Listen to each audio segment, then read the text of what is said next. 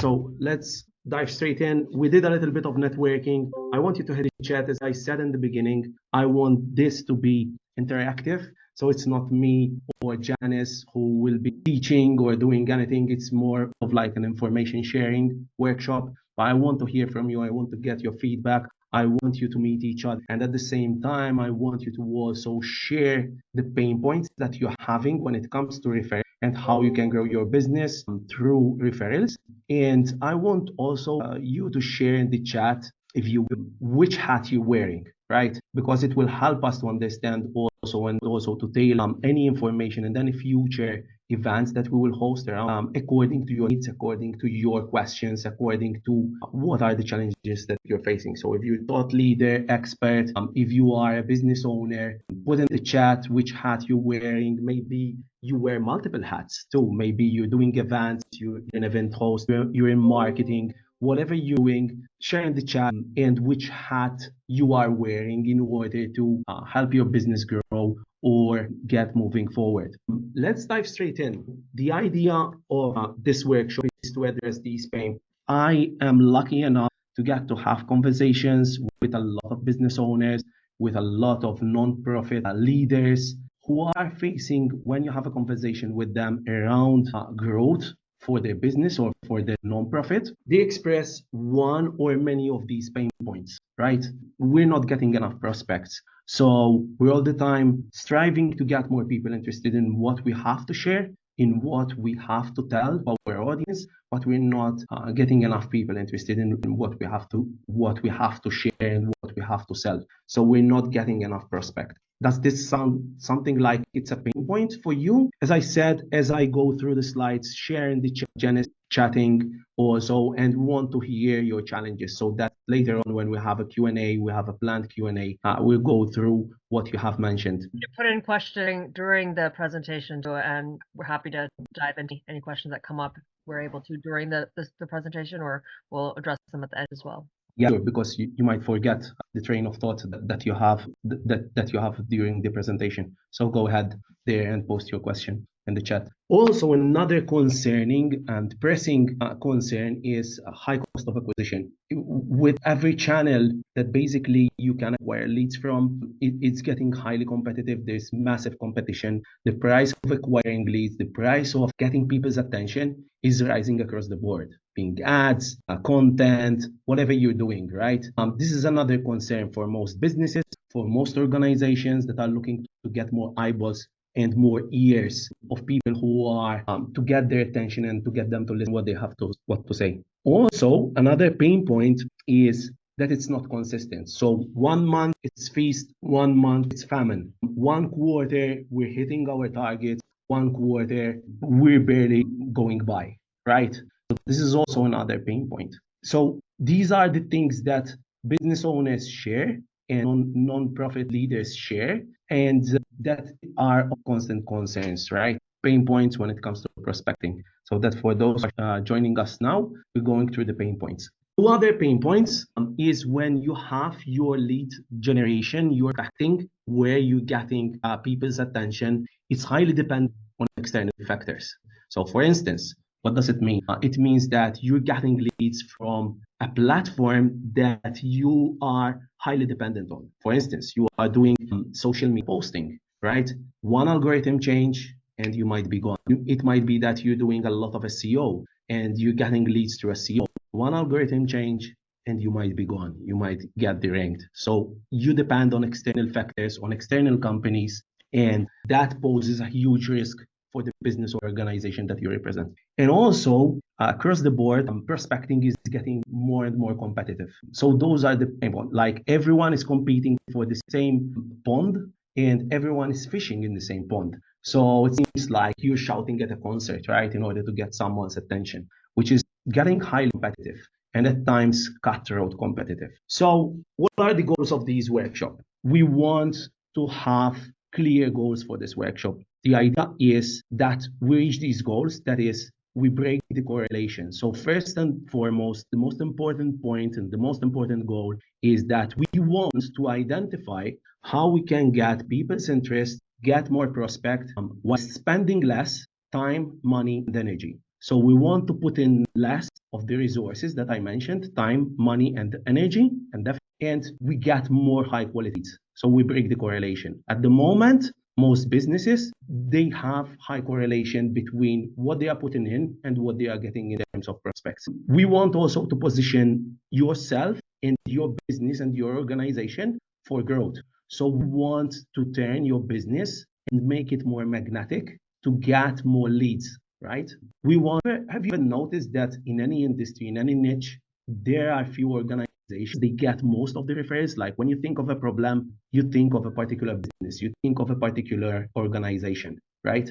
We want to be in that spot. We want to be the people that we want to be the organization that people think of us when they are thinking of the challenges that we solve, when they are thinking about the solutions that we have to offer. We also want to lower our cost of acquisition. We don't want to pay more. We don't want to keep competing and always getting and paying more for the leads that we're paying. We want to actually lower it, right? Instead of paying more, we let others to pay more for the leads. We want to position ourselves to receive leads and pay less for it, lower our cost of acquisition. And we also want to de-risk our growth strategy from other external sources. So we don't want to base our business growth and make it dependent on other sources, on other channels, on trends that today they are there and tomorrow they are not. And as the answer to all of these goals is to get more. You might say, okay, good. This is the idea. This is the workshop, what the workshop is about. But I'm going to tell you upfront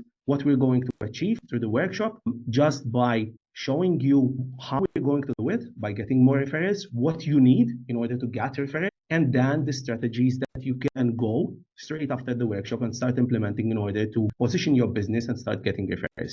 Before we take a deep dive and we start dealing with referrals and the strategies and whatnot, let's quickly introduce our this is a co-hosted, a joint referral partnership between Janice and myself. I am Gaetano Caruana. I am based in the tiny island of Malta. Some people call us Maltesers, but we're not. We have nothing to do with the Swedes. We're a tiny island out of Italy, and it's in the afternoon here. There's 6, 7 hours, 7, 8 hours time difference between here and the US for most time zones. I am the founder of Early Parrot, a referral marketing platform. I am a technical person. 10 years ago, I stumbled upon referrals. It was a coincidence. At the time, I didn't know what a referral is for the business, for businesses, and how important it is to get referrals for a business. But I was actually working on a project and I stumbled upon referrals. And from then on, I studied a lot of referral programs. I've built a platform in order to help businesses to get more referrals. And in 10 years, we generated hundreds of thousands of leads for ourselves and our clients through different methods and strategies that we experimented with. And we estimate that the total net value of the referrals that we generate for our clients and ourselves, they are of 7 million plus in revenue. So that's about me. Janice, Yep, and take the lead. Yes, absolutely. I'm Janice Drew Bennett, and welcome everyone. As many know, I have a background in both corporate partnerships as well as I've had my own startup since 2011. So I've been building partnerships since the 2011. And I also have sat on nonprofit boards. For those of you who came in late, we asked everyone put what hats you wear in the chat, and feel free to share your LinkedIn as well. I think LinkedIn is a great way to connect each other. And I've been referring business and getting referrals for more than 10 years. So excited to connect people who are on here and also hear from you. So again, feel free to put into chat, who you are, what hats you wear, and hopefully you'll take some good insights from this as well as connections. Back to you, Gaetano. Sure. As I've mentioned, for those of you who have joined, this is an example, a joint partnership that is happening between Janice and myself. And this is one of the things that we're going to discuss at the very end of this workshop. I wish that you stay with us because we have a ton of information that we want to share. Just a little bit also of background, the companies that we have worked with. For myself, I've worked with some big brands, big and small brands, because when it comes to referrals, it doesn't really matter the size, the company or organization, non-profit, whether it's a non-profit, whether it's a business, you would highly benefit from having a strategy. For instance, myself, I've worked with agencies such as Unity. They are massive agencies. They have high-profile speakers. They represent them, and they create massive online events that attract more than 250,000 people for one event. I've worked also for Product Latins, Thinkific. Maybe you have heard about them. They are an LMS learning management system. Entrepreneurs HQ, Minority Mindset. It's a massive channel, almost 2 million subscribers on YouTube. Miracy, Automatic. Most of you have heard about this company. Automatic, it's the company behind WordPress, the blogging system. We have had them with their events and those the refer strategy. And what about you, Janice? The other companies? I put a handful on, and there's so many companies I've partnered with. I put a few that I like to recommend, including, coaching.com. I've recommended their events and their coaching programs. Innovation Woman is a great platform for speakers. Whether you're a woman or not, it's trying to get more women out there speaking, and not just all male, all pale, all steel panels. That's what the founder calls it. And then, Neurogist has good materials. They just came out with a new app called Innersizing, and Beacon for Sight has great nonprofit services. So again, there's many companies I've partnered with and referred, and some of you are on here who have referred people to me and who I've referred people to as well. I'm excited to continue to the universe. Yeah, sure. We have 30 participants. I'm really grateful to be here and to share the knowledge. And as I said, we're going to dive straight in to the meat and potatoes. Guys, question that I constantly get, how can I get more referrals? And I'm going to tell you straight away, 10 years of helping different companies, different organizations, I came to the conclusion that you need to do two things in order to get more referrals. So first of all, this is really important. It might be that there are some people who are listening, who are tuning in, that they know what an audience is. I'm just going to go through it so that we're all on the same page, right? So the first and most important thing in order to start getting referrals is that you are growing an owned audience. Right? I'm going to explain in detail. I'm just going to mention the two things that you need in order to get referrals. I'm going to explain exactly what is an owned audience.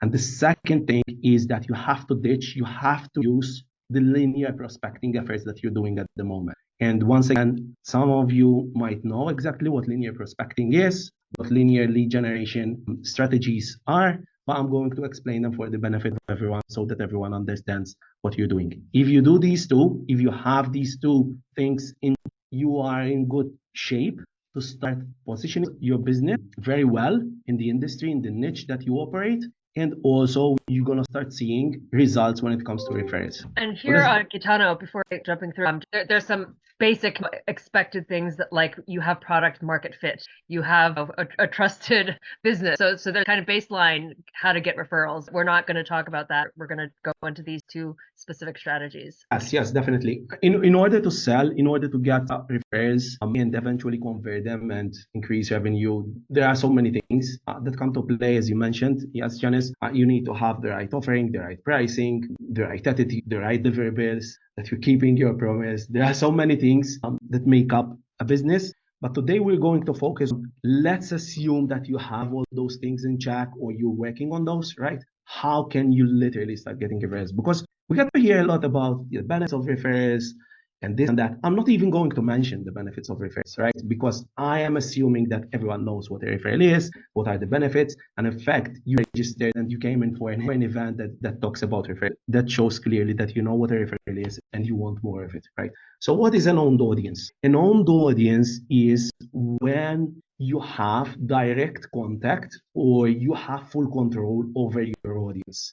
And what it means, it can be an email list, right? You are capturing the interest of people who, in one way or another, they raise their virtual hand. That's the first thing. It can be a list of phone numbers that you can, at any point in time, you can send them valuable information, or you can offer them to buy one of your products or service, or join or donate to your nonprofit. Different things depending what you're doing. It can be also, this is sometimes, to be honest with you, I forgot this one and Janice brought it to my attention, mailing addresses. So if you have a list of people, list of donors, list of businesses that they are in a certain location, and you have their mailing address, and you can send them out leaflets, valuable information, pamphlets, whatever have you, that also is an owned audience because you have direct access to the person and they have given you the permission to send them information. They want to hear from you. Whereas a group that is hosted on a private network that you have full control over,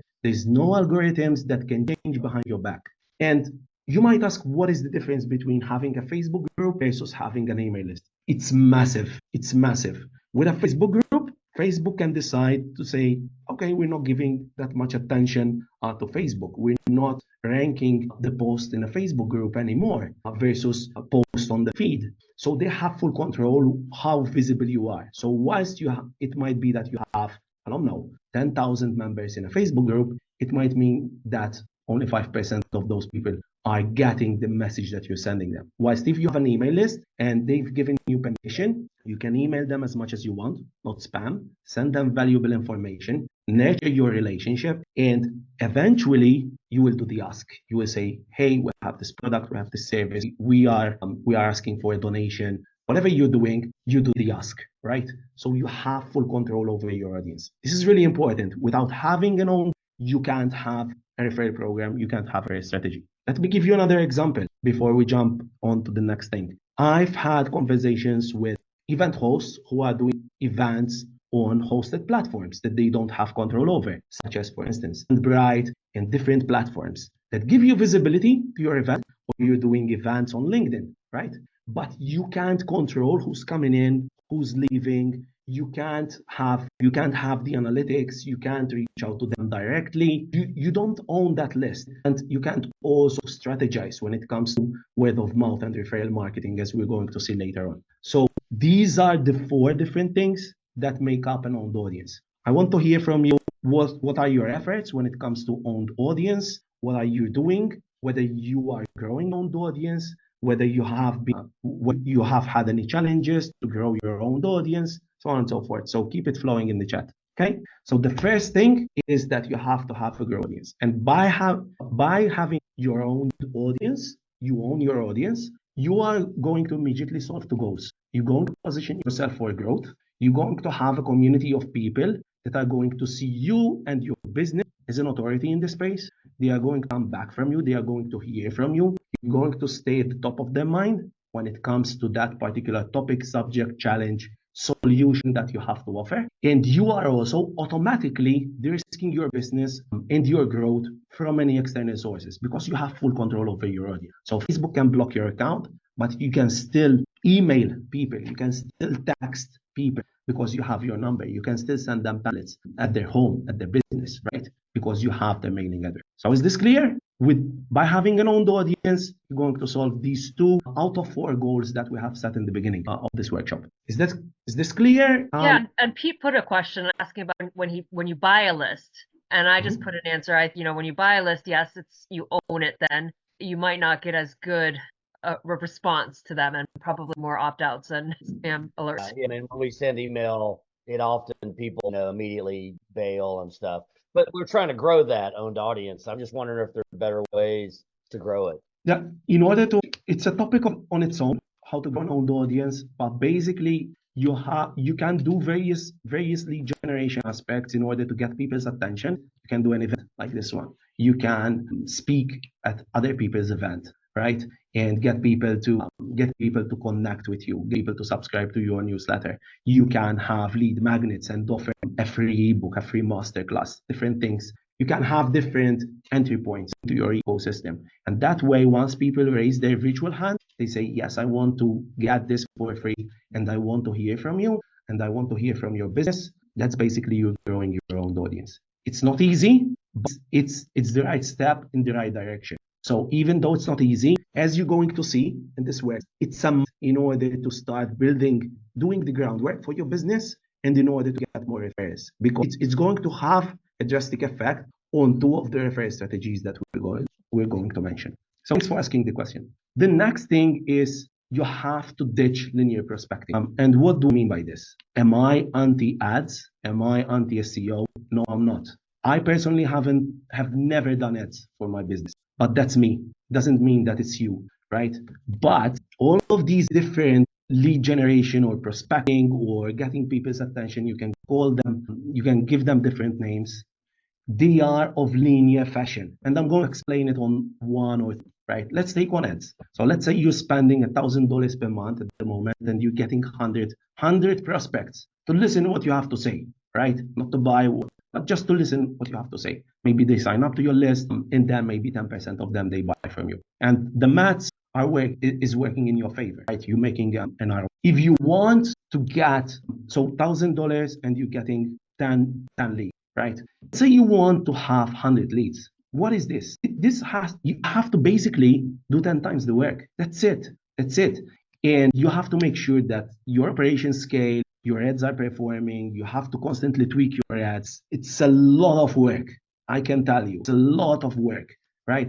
If any one of you have ever done ads, type in, let us know in the comments. It's a lot of ads. It's a beast on its own, right? But the most important thing here, it's not whether ads perform. Ads do perform, but they are of linear nature. They are not something that we're looking to build on, right? SEO is the same. I've done my fair share in SEO. It's a game where nobody knows the rule. It's like playing chess and you don't know the rules, but everyone wants to win. No one knows the rule, how Google and other search engines, they are ranking pages, but everyone wants to get the first spot. But it's only one person can get the first spot. So everyone is competing, everyone is throwing in more money, more links, more this. And if you want to get more results, you have to work even more. You have to rank more people. One algorithm change, using your business on an external source, and you're out. It might be you get deranked. It might be that Google will blacklist your domain. It happened, and it will keep on happening. Cold outreach.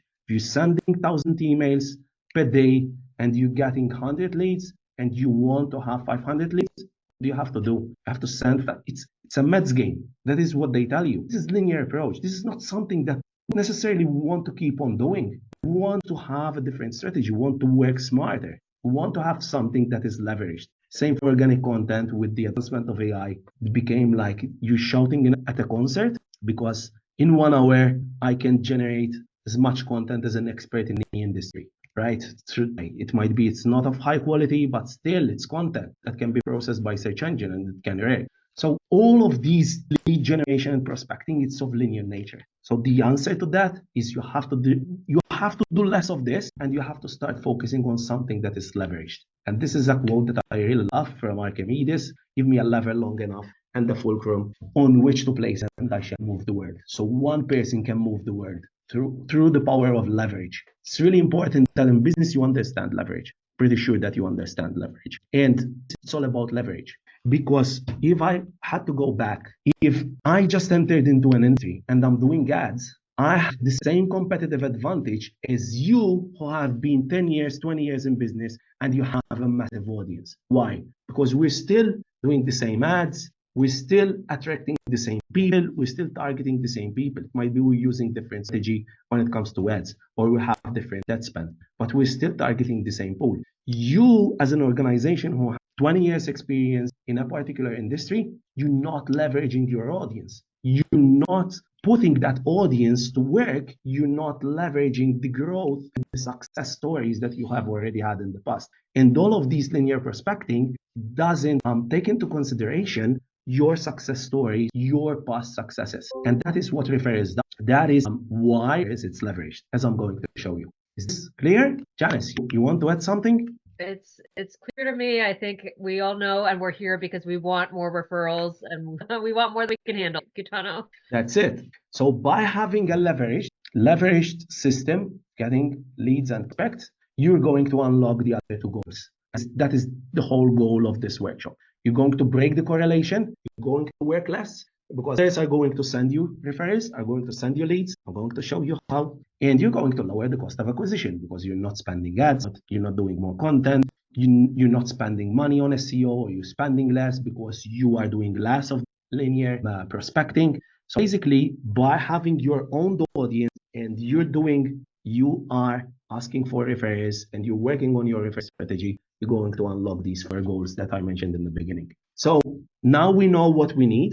So now we know what are the pain points that we're going to solve. We listed the goals. We know that referrals are going to solve the goal. We know what we need in order to get more referrals. We need an owned audience, and we need to start doing less of the linear prospecting, and we need to focus on referrals. What about strategies? So first of all, let's take a 30,000 feet overview on referrals, right? Referrals, there are 2 kinds of referrals. So there are audience-based referrals, which we're going to dive in first. And then there are joint venture referral partners. So let's start with audience-based referrals. So audience-based referrals, sometimes it's also referred to as word of mouth, right? You've used the service, you really like it, you share it with your colleagues. You've used a product that you like and you share it with family and friends, neighbors, whatever. You share it because you believe in the product. You share a non-profit because you believe in the cause. You share a newsletter because you're getting value. You share a community because you feel like you belong in that community. So there are different aspects, different reasons why people actually share and why people do word of mouth. So audience-based referral is literally leveraging and changing the rules of the game, because at the moment, most businesses, this is the way how they operate. Let's say they do ads, right? They do ads, they get people's attention, they nurture them, they try to close them, try to sell them something, try to get them to join the non-profit. And if they don't, they ditch them and move on to the next. So it's linear. But we don't want that. We want, as people come by and convert or not convert, it might be that people, they are still on the fence. It might be that there are people interested to learn more and they don't have the funds at the moment to invest. It might be that they are interested, but they are undecided. It might be that they have questions, right? And they want to mingle in your own audience, right? How can we leverage that audience that we're constantly growing through different ways, but primarily through word of mouth? How can we get them to go out there and help us do the marketing? So that's word of mouth, right? You're getting growth network reach organically. You're not doing it yourself. It's your audience who are doing it for you. You're getting pre-sold leads. I really love this term. So when someone is going to introduce you and say, hey, you should check out this workshop. It's for free. It's about referrals. It's going to help your business. And it's done by this guy. And Jenny, they co-host and they have this experience. What is that guy doing? He's pre-framing you. He's basically setting the stage for you. And by doing that, he's going to improve your conversion rate. He's going to basically almost close the sale for you, because the trust that they are going to pass on, it's incredible. So that is audience-based referrals. How can you do it? How can you get your audience to refer your leads? So first of all, if you try to get your audience, your own audience, to sell products for you, say, hey, go and refer someone and give you 10%. You're going to get zero results. If you're doing it, stop doing it now, because you're wasting your time and you're wasting other people's time. Because think of it like this. Your audience is not, they are not your salesmen, right? They are sharing. It's because they believe in you, they believe in your business, they believe in your organization. And they are not there to close the sale. They are there to refer their people to your own audience. Once you get someone into your own audience, you should have strategies and systems in place in order to nurture that refer and to eventually, if it's a match and if it makes sense for that referred person, to close and to buy from you. So one of the best strategies is to host events, online events, virtual summits. Sometimes they are called online conferences, different things. The idea is to get network reach. So the best referral programs convert really well when it's something that it's highly promoted and where there's mass attendance. So it's more than 500 plus people. So you get a good percentage of people referring other people and you get the network effect, right? All registrations, they can still register for the event, and in most cases for free, right? And then apart from being sold something, it might be that you're selling like tickets, upgrades to VIP access, or boardings or whatever, right? You provide them with incentives, value incentives, not money, value incentives. So let's say you're joining an event that's about referrals, right? Say, hey, if you refer 3 other people to this free event, so it's for free, it's not going to cost you or your friend anything, you will basically get access to a masterclass that I've recorded and normally I sell for $297.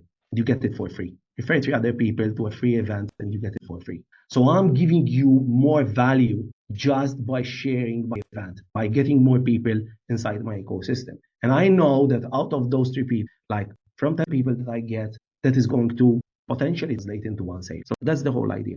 And you use your email sequence to ask for referrals. Once again, you need to have an owned audience. Let me give you an example. So this guy, Jonathan, is a client of Early Period, a client of mine, and he used word of mouth and also audience-based referrals and also joint referral partnerships that I'm going to mention later on, right? You know that he's by the way, he's a neurologist. and he has a passion for yoga, right? So he wanted to create known audience around this topic. So what he did is he did a virtual summit, and through referrals, he got 12% increase in visitors, 10% increase in signups, and 10% increase in sales in all access passes. So he's growing his own audience and he's getting paid for it. So he has figured out how to unlock a way how he can get to refer other people. They are basically sold the content that he has to put in. So this is a classic example of someone who managed to reference in his favor. Picking up the pace, because I think we're a little bit late. Unity, it's a massive agency, and they host events, once again, online events for high caliber speakers in the self-improvement world, like Dr. John and other high-profile people. They've applied because they are an agency. They understand the power of referrals. They understand that within their community, they want to be the leaders and they want to be seen as the agency that can literally put bums on seats for events. So what they did is they leveraged, they already had an audience. They wanted to maximize their audience, not only to get them to join the events, but also to refer other people to the event. What they did, they got 20% increase, massive success in referred leads just by word of mouth. So people just there, they are given incentives, value incentives, in order to refer other people to their events. 600,000 leads in 2 years, less than 2 years. What is an example of another old audience? By the way, if you have questions, just put them in the chat. Janice, feel free to stop me. Yeah, and I know some people had messaged they have to leave early. Again, some people might come in late. We'll be sending record to everyone, and again, feel free to ask questions as well. But I think you're on a roll, Gaetano. Good, that's good. Good to hear. List building. Email list, as I said, it's another kind of owned audience. But there are some businesses who literally, their business is the list. Classic examples, they are not our clients, Morning Brew and The Hustle. They are both massive email lists. And I believe both of them, they have been acquired for $1 million. And the technique that they have used, they have put in place is they basically leveraged word of mouth. So you sign up for the Morning Brew, it's an email list about stocks and investing, and The Hustle, it's about business. And basically, you get incentivized for sharing this free email list with others. Invite other people to this ecosystem, right? And they got 15% plus. Organic marketing works and it's leveraged. They are not spending money and they are not putting in time and money. So they got this correlation. They broke the correlation between lead and chasing leads and getting people inside their ecosystem. Before you jump forward, Eric asked the question, Gaetano, when it comes to list building, he's curious about best practices to building newsletters, to engage the people on our list. I think that's a whole other workshop, but if you want to jump in with any thoughts on that, clearly there's ways to improve the content. And I would say always ask for a referral at that, putting that request everywhere that makes it more likely for you to grow both the newsletter and improve your list. But anything else you might want to add? When it comes to list building, ideally you have different entry points to your ecosystem. So it might be that you're doing an event. It might be that you have some kind of list building, some kind of lead magnet, It might be that you have some recorded masterclass that you're offering for free and people sign up to that masterclass. And as people come through different ecosystems, you tag them so that you know which door they used in order to become part of your ecosystem. And then eventually you will be able to tailor the content. It's really important that you don't look at your list as leads. This is really important. A lot of people miss this mark, say, yeah, we have 100 leads because we got 100 subscribers this week. That's completely wrong. And another question in terms of what's the correct cadence for a newsletter? Is it monthly communication strategy? That's a whole other workshop too, but month is too much far away. People will forget about you. So ideally at minimum, you have 2 times a week, ideally, because you want to stay at the top of people's mind and they want to hear your opinion. They have given you a chance to voice your opinion about certain topics. With my community, I share obviously information about referrals, about business, about other challenges. In order to grow a business, I share my experience, I share my challenges, I share my wins, I share my things that I failed in. They feel they are part of a community, and you will get known and you will get recognized that you are someone in your a space that represents that you have a voice and you're always talking about something consistently. That's really important. And So I want to if say I've sent things out once every few months. I think it depends, right, what you're trying to do as well. But I agree. When someone is sending me stuff twice a week or even every day, they're much more top of mind for me. Now, I might be more likely to unsubscribe if it's not relevant. But again, it depends on, I think, where you are at and what your goals are. As I think we can Yeah, all. different parameters work for different businesses, right? And it doesn't have to be like paragraphs long. Ideally, emails should be short and sweet and straight to the point. And also, one important aspect now that we're talking about this is the ratio between promotion and value. This is really important. A lot of people think, as I said earlier on, that once they get 100 people in, they start bombarding like they are going to unsubscribe because they didn't want to just get someone who's bombarding them. They are looking for value. They are looking for answers. And once they know you, they like you, and they trust you, they are going to do business with you. I'm pretty sure that you have experience in business. Pretty sure that you have those pool of clients that they simply call you and they don't even ask about the price, right? They just want to work with you and they want to do business with you. A particular challenge, solution, they want to buy it from you. Why? Because they know you, they like you, and they trust you. How can you turn as an email subscriber into a client? As you said, Janice, it's another topic on its own. It's a massive topic. Let's dive into really quickly a case study about list building. So this guy just he's the owner of Minority Mindset. You can go check him out on YouTube. They have 1.8 million subscribers and they have used referral marketing to grow their email list. So these guys, they are really smart. They are using YouTube to get people's attention. Very good. Social media is perfect to get people's attention. Why? Because they are there scrolling and then they find the YouTube. They really resonate with the messaging. It's about investment, excuse me, about money management, so on and so forth, right? So they are getting someone's attention. They say, who is this guy? What is Minority Mindset? And then they sign up to the list. Boom. They translated view into a subscription, an email subscriber to the list, right? And that becomes an owned audience. So they don't have a list of 1.8 million, but they have 1.8 million subscribers. The list is massive, right? They are getting hundreds of email subscribers every single day being referred to the list. Some people stay, some people go, but still, it's a good leveraged way. They are not putting in any effort, right? They can go on vacation for a month, not doing any YouTube videos. They are still getting hundreds of subscribers every single day, just through word of mouth to their email list. How amazing is that? So it's a leveraged way. Other scenarios, some of you asked, how can I grow my list? Like, and you can have a referral program. I have example on Elipert. I have a funnel. Basically, I give an ebook. It's a lead magnet. And then eventually, when someone downloads that ebook, I say, hey, someone who can benefit from this ebook. Send it to them. Like, send them an invite. And I will give you something. I will give you a reward for doing that. If you have a community, right? A known community, it's really important. So if you have a community like on Facebook, you can't have a referral program. But if you have a community that you own and that you have it on a platform that you have full control and you can attach a referral process to it, it's an owned community. So you can have also a referral program. Online services, such as software. Classic example. Most of the software that you use on a day-to-day basis, they have their own referral program. For sure, 100%. I can take an hour. I can literally go on for an hour, mention the software like Gmail, Dropbox, a lot of big brands, they have a referral program. Refer a friend and you get this. Your friend will get that. Why? Because it works. It works 100% of the time, right?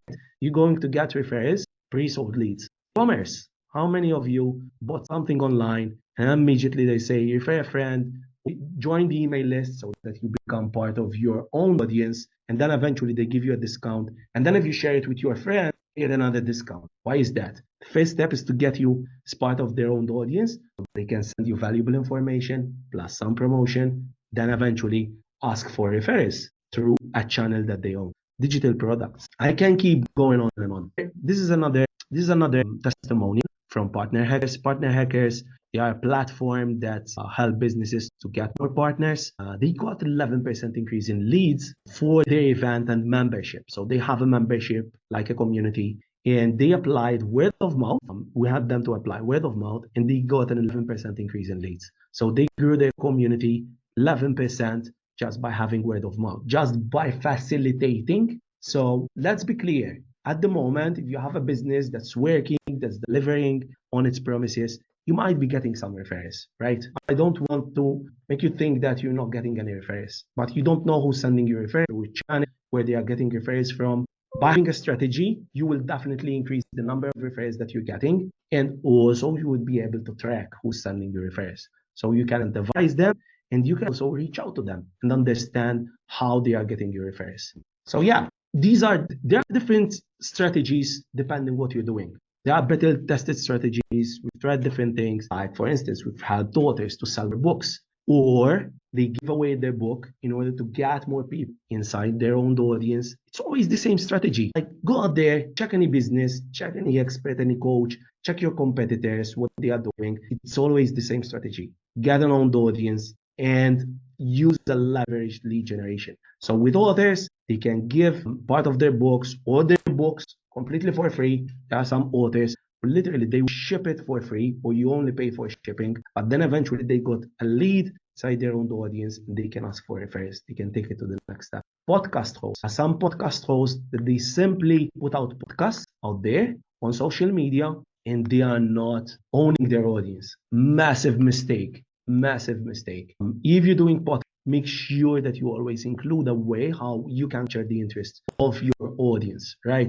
In order to send them more valuable information, in order to nurture them, in order to send them new episodes, whatever, provide them with more value. It's really important. Growing a community, it's a thing that people are having their own communities, paid communities, free communities, then you can upgrade to a paid version. It's always good to have a strategy around referrals so that you can get your member, go out there and you say, hey, Mr. Colleague, hey, Miss Neighbor, you should join this community because we are discussing this, we're discussing that. So it's always good. Yeah. This might be a good time just to share that the law firm and nonprofit extent. And Eric had put a question about converting leads into donors as a nonprofit and social media, having trouble converting social media and email into donors. But I think there's a good example you've done with law firms that maybe you could quickly share, because I know we're running short on time and we do want to have time for questions too. Yeah, sure. So when it comes to nonprofit, I think it was about 2 years ago. I shared this with you, Janice. It's a very interesting scenario that we've implemented. So we've worked with a law firm. I think it was based in New York, and they wanted to have a referral program. But law firms, they can't incentivize, and they can't incentivize any referrals. So they can't say, hey, refer me someone in order to have a conversation, and we'll give you some kind of incentive. So what they did was they identified 3 or 4 different nonprofits. One of them, for sure, it was a school, right? They said they communicated with their client, say, hey, if you refer anyone to our law firm, right? And we have a conversation, not they become our clients, just have a conversation, like it's an introduction. We'll get you to pick a nonprofit, and basically we'll give them 500. And that worked really fantastic, phenomenal response. And it was a win-win situation. Like clients, they are winning because they are referring other people to a reputable law firm. The law firm is winning because they are getting clients, they are getting prospects, not clients. And the nonprofit, they were benefiting because they were getting money out of it.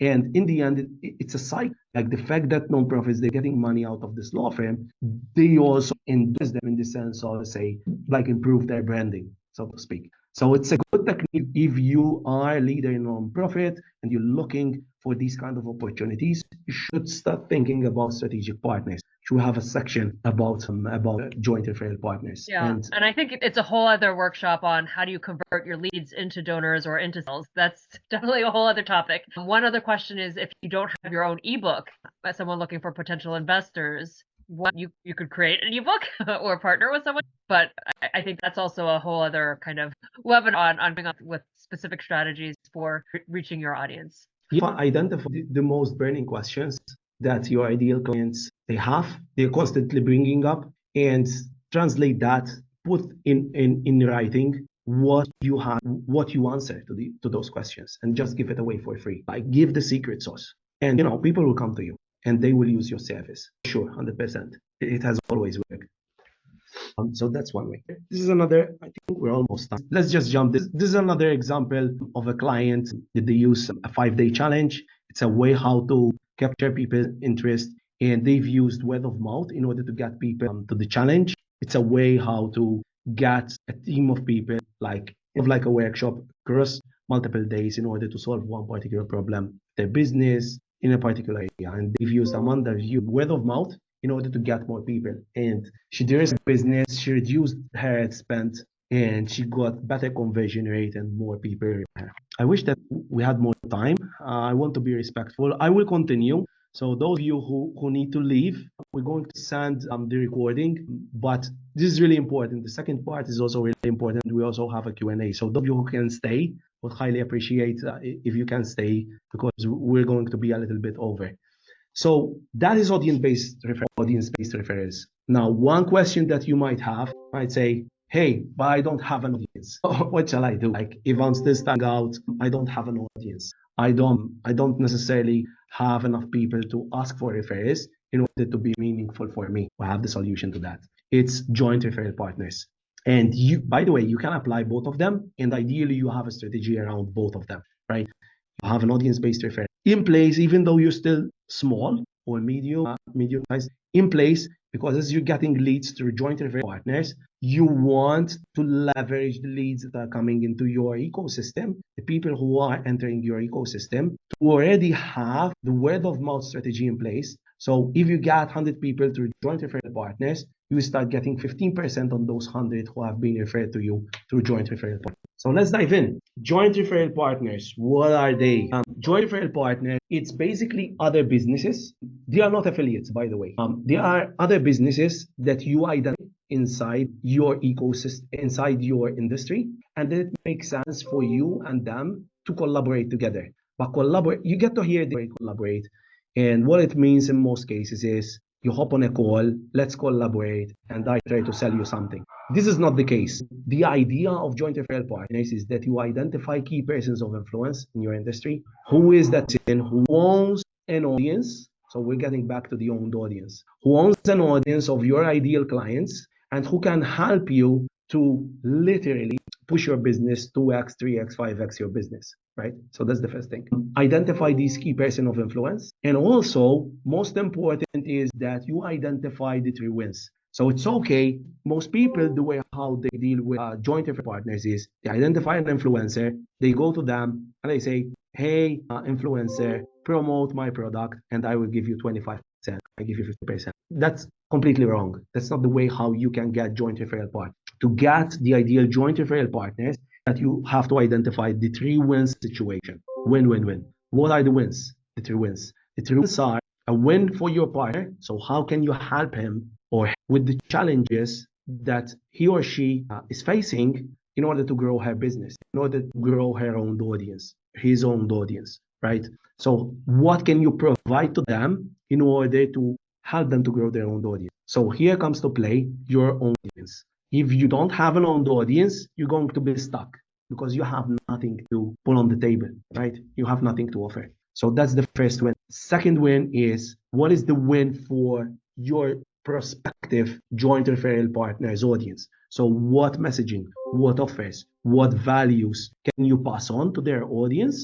And how can you help them move forward with their challenges, with their problems, with their different challenges that they are facing? Like, what do you have to offer to them? So it has to be a match, and also it has to be a win for you. So their audience has to also be your ideal client, your ideal client persona. So if you are able to identify key person of influence and also the three wins, and you have them in place, you're going to get a success rate of 90% for sure. This has been proven. I've been doing this for so many years for my business and also for clients that have experience. If you do these two things, you identify what's in it for them and what's in it for you, and you are transparent about what you're looking for and what you are willing to give out, you're going to get a home run. It's really important that you take these two considerations, that you nurture the relationship with your referral partners. So it's not something that you're constantly asking, but you're willing to provide value, especially in the beginning,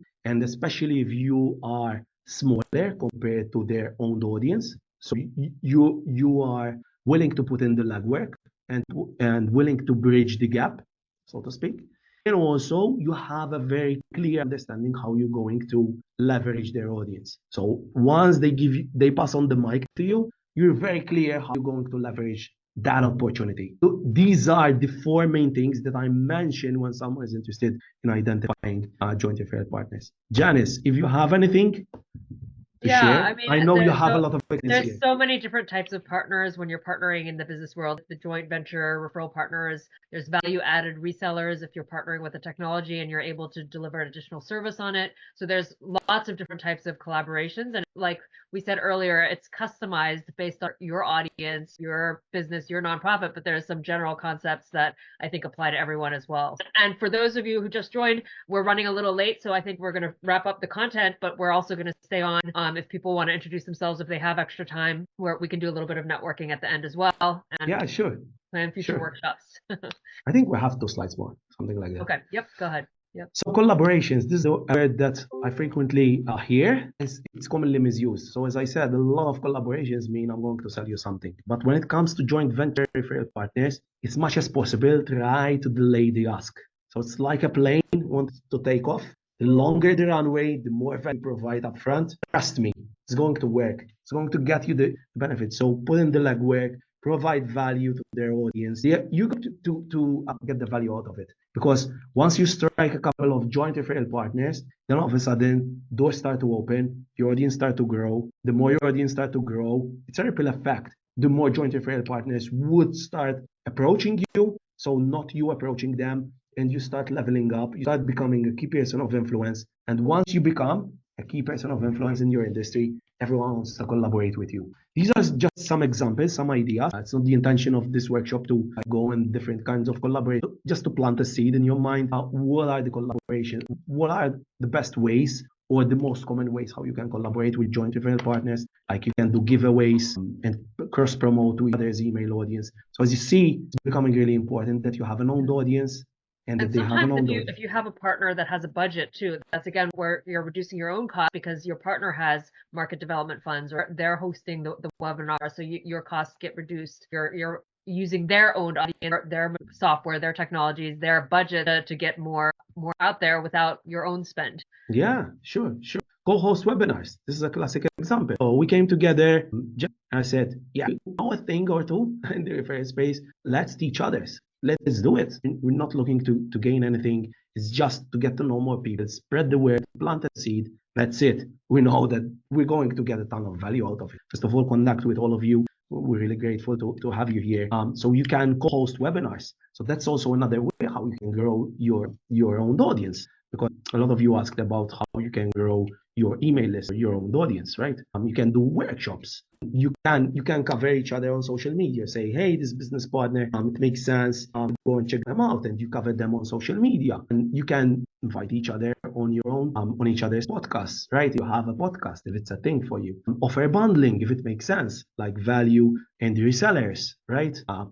Crafted personal intros. I have a closed network of real partners that we're constantly meeting. This is a tip. So if you're not doing it, I highly recommend that you do it. Once I identify that someone is it's or she an influencer, a key person of influence in the industry, I have constant collaborations with them. That is, we hop on calls and we exchange crafted personal intros. It's not spamming people.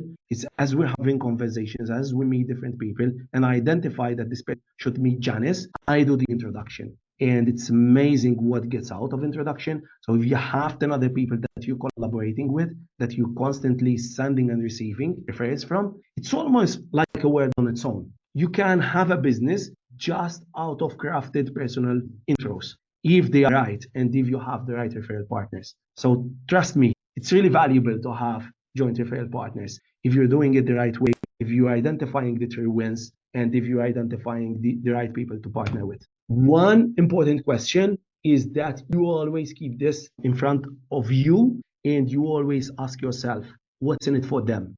What's in it for me? What's in it for them? What are the benefits that you're providing them with? How are you helping them? Crystal clear. It has to be crystal clear, and you have to communicate it with your partner. So your partner is constantly reminding that you're providing them with value, helping them, and this is a collaboration, right? And why they should partner with you, why they should keep on doing business with you. You will have you will only need a handful of joint referral partners If you do it right, if you craft a relationship with joint referral partners, you will never go hungry. So this is really important because joint referral partners, they can help you to bootstrap your business, get you that initial growth, or give you that push that you need if you have plateaued in your business, or if you're looking to scale. Just a couple of new referral partners that are key person of influence in the industry, and that's it. You're done. You don't need complexities. You don't need that. You don't need all of these different techniques that you get to read on a day-to-day basis. It's just partnership. It's just collaboration. True meaning of collaboration. This is the last slide, I promise. Key takeaways. Other than the Q&A slide. Yeah. And that stage is yours. I want to hear your questions. Key takeaways. You can take a screenshot, I will email this slide like key takeaways. So these are the two different kinds of referrals that you can get: audience-based referrals and joint referral partners. Just go summarize it. In order to get audience-based referrals, you need to build your own audience. If you're not doing it, you have to start there first. We can help you with some tips. We can help you with some services. We can help you in different ways. But if you're not doing that, you can't move on with other things, right? You have to develop a strategy for audience-based referral. What are you going to do? Are you going to do events? Are you going to have a lead magnet? What are the entry points to your own audience? And then you have to identify how are you going to incentivize people in order to send you referrals. And the third thing, you have to automate and track audience-based referrals. Why? Because you want to send out incentives. You want to know exactly who's sending you referrals, how they are getting referred, through which channel, so on and so forth. You need the analytics, and you need a system in place that will help you that will basically do everything for you, right? And you don't have to track anything. When it comes to joint venture referral partners, you have to identify the referral partners. You have to nurture a business relationship, and most importantly, provide value, and always keep asking yourself what's in it for them. And then will set you in a position where you can leverage each other's audience. Which one you should do? You should do both, right? But the starting point is that you have to build your own audience, and you have to do less of the linear prospecting efforts that you're currently or that you're planning to do. That's it from us. Now it's your turn to ask questions.